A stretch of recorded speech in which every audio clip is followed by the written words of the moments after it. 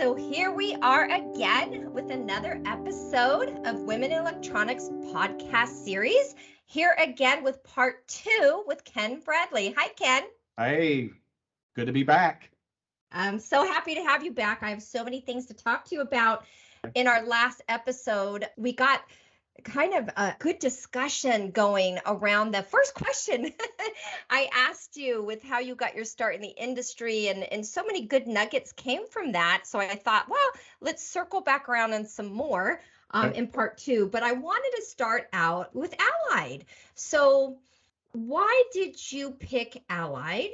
Why do you still choose Allied after all these years, right? Yeah. And what is your strength in the market?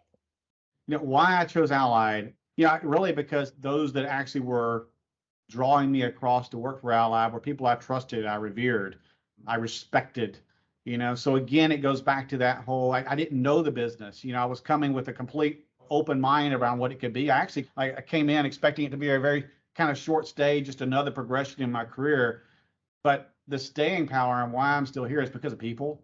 I mean, it really comes down to who you work with, who you work for, the community that creates for you. That's really it. I think the business is something that exposes you to so many opportunities if you so choose, that there's a lot of growth potential within the industry as well. And we see a lot of people around our industry when you go to different conferences. I mean, people have been in this industry a long, long time.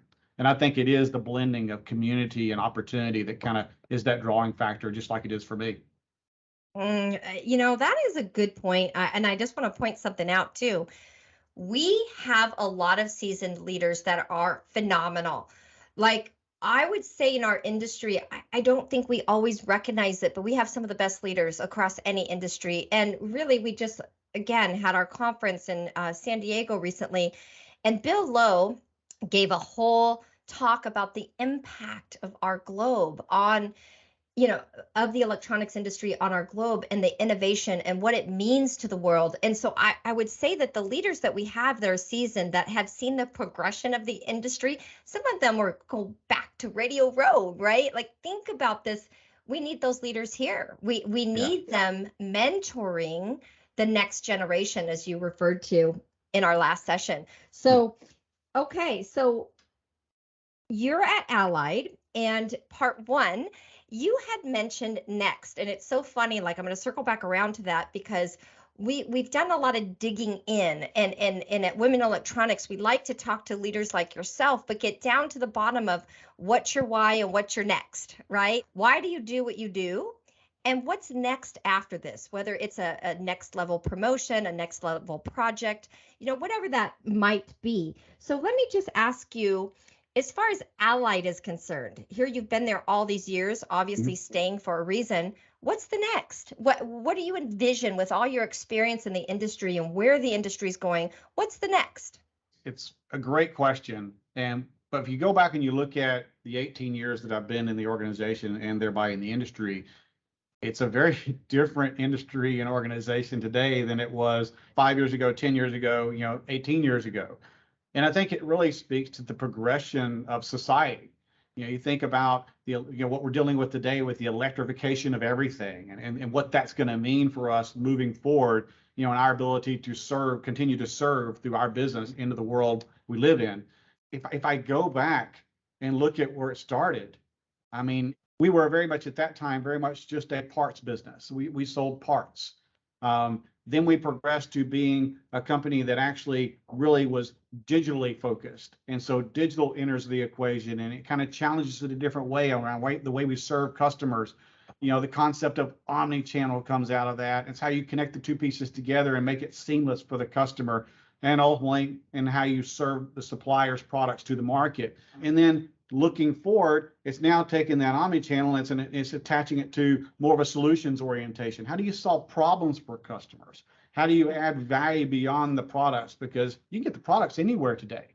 I think, the evolution of the industry and the influences of the way the B2C world is now impacting the way we have to think and how we serve our customers. The way, let's just call it, the way Amazon has influenced that B2C world and how that's now playing in and their continued expansion, and more relevance even in the B2B space today. it's having an impact on our continued evolution and growth in a way that we're having to continually stretch our thinking on what it means to serve a customer, what it means to actually extend the value that you bring through your engagements. I love that, stretching your thinking. That's what we're always trying to do at Women Electronics. And I believe what you said is so critical and so true. We are in a time we have to look at things different. What got us here won't get us there. And it all comes down to leadership.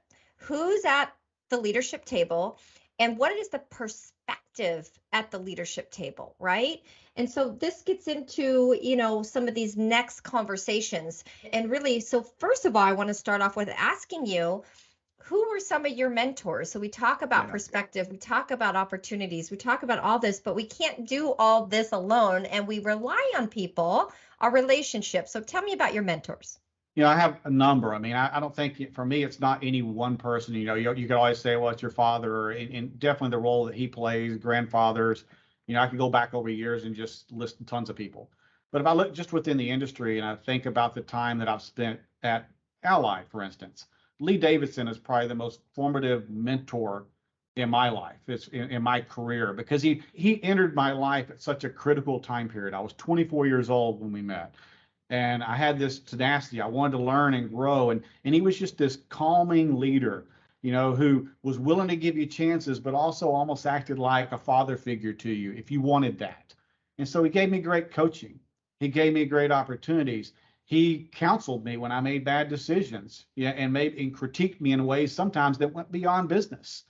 And so he had such a huge impact on me. But I'll tell you, the thing he probably impacted me the most was through, there's two things really: the role model he gave in terms of what's important in life, and making sure you always keep the most important things first, the family orientation and those sorts of things, and balancing work and personal. And so that was something that he really ingrained in me. And actually, he caught me in a situation at one point where I was about to make a bad decision, and he counseled me on that balance you have to strike and where your priorities have to sit. I'll never forget it. He also allowed me to discover that I could do more. And then when I got to that point where I'm doing more, he allowed me to continue to discover that I could do more than that and more than that. Coming up, I didn't know where my limits were.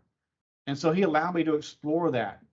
And I think that really opened up my understanding of all of our potentials. In some ways has some limits, but I think we all have further progressions we can take at any point in our career to learn and grow. And he allowed me to find that about myself. And there was a confidence it created in me that I didn't have entering it. And so I owe a lot to him. And I think the other person I would put out there, I think Lindsay Ruth, our current CEO. Lindsay is a very different leader than Lee Davidson was. Lindsay is different in that Lindsay's a visionary type. And so Lindsay stretched me and continues to stretch me every day with regards to the art of the possible. But he still strikes the balance of the personal side and the work-life balance that he likewise believes in and wants to foster within our organization. But I really give him a lot of credit for allowing me to see the art of the possible, from the standpoint of what we can be as an organization. That's played a big role in how I've been able to then positively influence our business to really move in the last couple of years. So those are just two major mentors for me that are, more near term in terms of my career here at Ally. Wow, that is really amazing, because I think everybody needs mentors like that. So you mentioned with Lee, he was mentoring you on values, he was mentoring you, helping you with confidence. And I feel like it's so critical because, especially, being women electronics, I think we have a lot of women who listen, on men too. I'm hoping a lot of male leaders are listening, but I feel like this is the area we tend to struggle as women, is not having the confidence in ourselves to go to that next level or to try that next thing. And I think it's so comforting to know that you struggled with that a little too, but you had people who believed in you and who were a soft place to fall. Yes. When you had little stumbles along the way. So I really like that message. And it's so critical for all of us to have mentors. And then Lindsley, like you were saying, that visionary and giving you the art of possibility is so important, because I think that other people tend to see more in us than we see in ourselves, right? And so it takes that leader to say, you can do this, you can. So if you take all of that and you package it up, how is it now you are able to give that back to Allied in your team.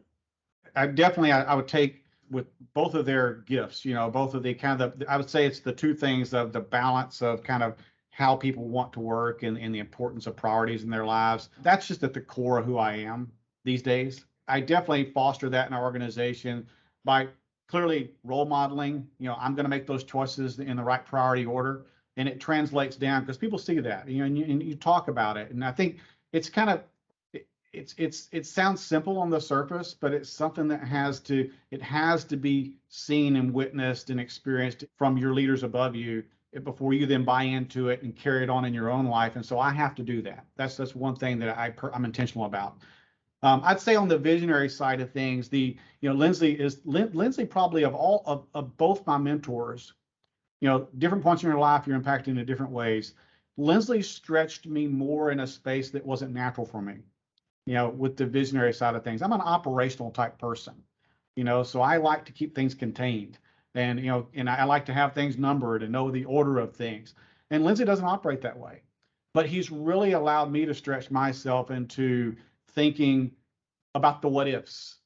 And so how that translates to my team and to the organization is, goes back to a time period we had early on when I first took this particular seat.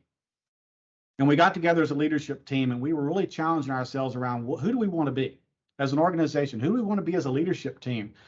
And we talked about what our success would look like if we continued down the historical trends of our business. And it's a very respectful, with a lot of respect, we looked at that and said, that was actually it's been a great history, but we want to be greater.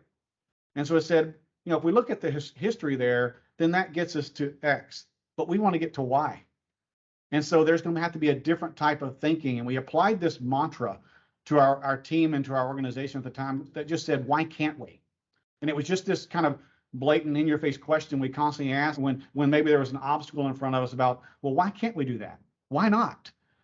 And that went on for the next year, being a theme that we played out over and over and over. And it really translated to us thinking bolder, bigger, in terms of the results we were going to drive, in terms of the strategic initiatives or objectives we were going to set out in front of ourselves. And now what's happening is the team itself is also thinking in that similar way, and it's cascading. So that's probably the biggest impact of that mentorship playing itself out while still maintaining that kind of culture we want to have around the balance that you want to strike within an organization. Wow, that was really impactful. And I just have to say, that's a mindset. So, that's a growth mindset. Yes. And what that requires is empowering people to go and employ that mindset, right? Because it's the top empowering all the different levels within the organization to go and have that mindset and allow for mistakes, if we want to call them, or we would say another way of doing things, right? So that's super tricky. And I can relate to Lindsley as far as that visionary and just having that mindset of possibility. I would say that what some of my mentors and there's so many, they saw something in me that I didn't see. And I feel like it's really important as top leaders like yourself that people look up to you. They don't get to talk to you every day, or other leaders like Lindsley, like Lee, that those leaders point out something in somebody that they didn't see in themselves.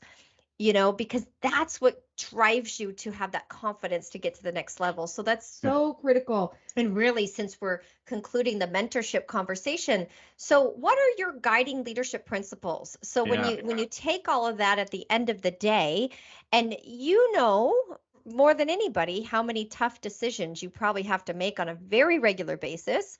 So let me turn that over to you. There's a couple things I want to get to. What are those guiding leadership principles, and how is it now more than ever that leadership table is changing and your decision-making process is changing?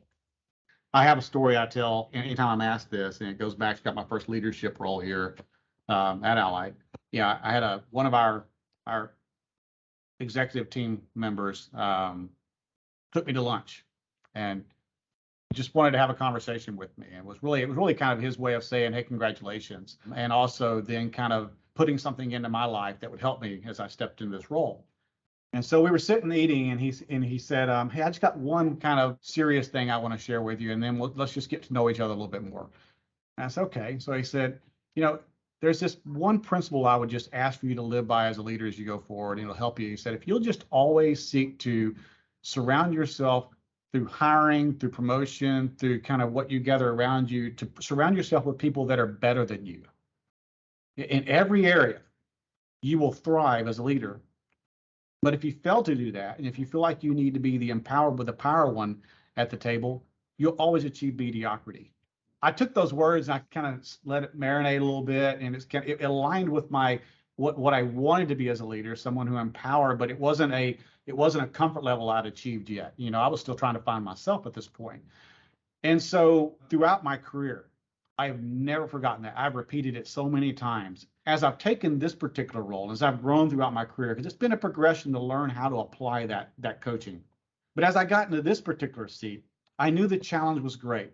I knew that Lindsley, our board, everybody's expectations were huge for what we were going to achieve as an organization, far greater than anything we'd seen historically. And so in order to achieve that, it couldn't be just me. I didn't have all the ideas. In fact, I pale in comparison to what some of the great people we have now can actually do. And so I was intentional about, with every hire I made, I tried to live out that coaching and surrounded the table with people who are just superior talents, who have knowledge that, I can't even stack up to. But through empowering them, giving them the space to kind of go and explore themselves and be able to apply that knowledge, to trip themselves up, make a mistake, but then I have the confidence they can recover from it, we've achieved something really, really special here. And I think it's that key leadership philosophy and tenet that has served me very, very well, going back to that time around that lunch table with that particular gentleman. Wow, that's a good one. That is really critical. And I would have to say, we talk at Women Electronics a lot about mentorship, sponsorship, and allies. So, with women being in a minority of leadership positions in the industry, really less than 10% in decision making roles, all the data is showing us how imperative it is to have parity at that table. But we need leaders like yourself, like Lindsley, like a lot of leaders, to sponsor women, to open doors for them, to believe in them. And so what are your feelings about that? Because, this conversation is so critical, because we talk about being able to make mistakes, having the room to, bring your own thoughts to the table and do things a certain way, but be guided along the way. So what are your thoughts about that with women? Do you have something at Allied, or is that potentially why you're aligning with women in electronics? Aligning with women in electronics definitely is an indication of something we care deeply about. And if you look at, my particular leadership table, it's far higher as far as the proportion of women in leadership roles, than what you might see within the industry. And I think we're making progress in the industry, but it's something you have to be really intentional about. So it has to flow through to your hiring processes. It has to flow through to the way you approach interviews, and the information you're trying to extract during those discovery sessions with people. If I think about, why it means a lot to me, I go back to when I worked in hospitals. I mean, I was surrounded by women at that point in time. And what I learned was a deep appreciation for the different perspective that women can bring. I think there's an element of high quality empathy they bring to a business that really resonates with today's employee in a way that may not with the more typical, kind of leadership structures we would have seen in the past. And so having that balance, going back to that experience I had there, coming into this role, I've always been inclined to really want a balance to my leadership team, to the people I work around, and to see the value of kind of the differences we each bring. It's not just with men and women, but it's also with people who come from different ethnic backgrounds, for instance. They have different perspectives on life. They have different perspectives on what works and what doesn't. And so it's that kind of collection of different ideas that allows us to arrive at better conclusions as a business. And so we align with women, women in electronics, because I think you're doing something that's really kind of getting at a root opportunity for us as an industry. And we want to be a part of kind of solving for that and opening up more doors. So excited to be here. Well, we appreciate your support very much. And I think that you touched on something that's really critical. Our wheelhouse is the gender parity, but you're right, all levels of diversity, culture, socioeconomic, all Yeah, kinds of different backgrounds help us to get closer to matching what our end user looks like, right? absolutely. And being more relatable.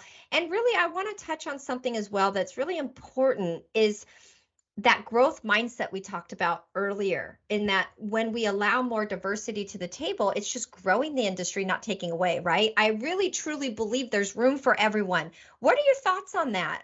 Because I think some people get maybe a little intimidated, like it's definitely not an us or them situation. I really believe the more diversity we bring into this industry, the more it expands. What are your Yeah. thoughts on that? I think you said it earlier when you said, you're trying to create a leadership team or a culture that actually represents outside of the doors of our business. So in order to do that, you have to have people that can connect with all those different thoughts and kind of cultural elements or whatever the case may be, whatever that difference is. You have to have that represented in order to effectively identify those opportunities. The thing that's, I think, made the most difference for us is we have been very, very purposeful, intentional about going after talent that looks different, thinks different, and comes from a different, even industry background. And those perspectives are great. But I will tell you this, as leaders, for me personally, it's not an easy road to walk, because in doing that, you're breaking the norm of the industry and you're bringing in people that have to develop the skills. Just like when Lee Davidson told me I had to develop the skills for 2 years, I didn't know it all. Well, when you're bringing people in from the outside, that's the same thing repeating itself, and you're bringing them in some cases as senior leaders because they bring a skill set. It might be in digital, it might be in sales, it might be in marketing, it might be anywhere, but they're bringing in a unique skill set, but they've got to have time to hone that knowledge that they need to really be able to apply that within the business. That comes with some understanding that you got to have as a leader, and patience you have to have, because they will trip up, they'll make mistakes, but you got to be able to support and get through it. And I will tell you, one of the probably the most challenging times for me as a leader was early on when I first took this role, and we had 60% of our leadership team change, and I brought in a large number of people who, in fact, all those roles came from externals that were bringing a different perspective. It was a hard road for a while because they were finding their feet. And so therefore I felt greater pressure as the leader to kind of be involved in everything to help them through that period of time. On the other side of it, I look back and go, wow, the best decision you could ever make. But that road to get there is not easy. So I would say for any leader in this industry, you're going to have to lean in and be intentional, and you're going to have to stay the course. But on the other side of it, it tends to work. And that's been our recipe. Wow, that is a great concluding message because it is disruptive, right? So, what you're talking about is healthy disruption. And it requires a lot of emotional intelligence and even our current leaders to always be developing. I would say that if something I see the most, it's a lot of leaders who get to a certain level where they feel like developing is for others. But really, we all have to keep expanding and growing constantly Yes. because this healthy disruption is a big task to undertake and to see it through to the other side. Like you're saying, Ken, it takes a lot of endurance and patience and grace, right, for Mm-hmm. ourselves and for others. But to conclude with the final parting words, if imagine some young rising professionals or even just people in our industry who are looking to maybe go to a different level, what would be your biggest insights or words of wisdom for those people? Yeah, I actually have this conversation quite a bit with the kind of the all of our folks, but particularly with the youth movement we have going on in our business. Because it's important that they stay and they grow. I just, from my experience, I would just coach them to give the advice of don't rely upon a company or a person to write your development plan. Write it yourself. Pursue, explore, all those words I've used throughout this conversation. That's what worked for me personally, and I think it still works today. But you have to be, and I use the word intentional again. You have to be intentional about it. You have to have, in some ways, a plan. You don't have to plan. I'm not a big proponent of I'm a plan and have a 10-year plan for my career because things change. But you can have a 1-year plan, a 2-year plan, and you can really go aggressively at that. And you can be really focused with it. So, if it's that if you want to go and maybe explore an opportunity in another function within the business, then go align yourself with someone you might see that has a little bit of mentorship to give you in that function, and go work with them, nurture a relationship, learn from them, express your interest there. And I will bet that doors will open. But don't expect that to be a pull. You got to go push too, and then the pull occurs. So that's really my best advice for anybody that's kind of looking at that next step and how to progress themselves. I think that was very sound and very just amazing insights, and especially for all the women listening. We just had our conference, and I'll conclude with this, and we just had to talk about this, and it's like, set your intentions, go after it, have some timelines for yourself, and just really, you have to pursue it. It's not going to come chasing you. You have to go pursue that, You do. right, Ken? Yes, you do. And I really appreciate your time, Ken. Like, this has been a really great interview, part one and part two. Getting to know you, getting to know the heart behind the leader is what I always love to get down to. So I appreciate your time with us today. No, thank you so much. It's been absolutely fun to talk in this way, and it's just things that I'm passionate about. So I've really enjoyed it, and maybe another time. Yes. Okay. Well, this concludes our interview, and we will circle back around another time. Thank you for your leadership, Ken, in the industry. Thank you as well. Take care.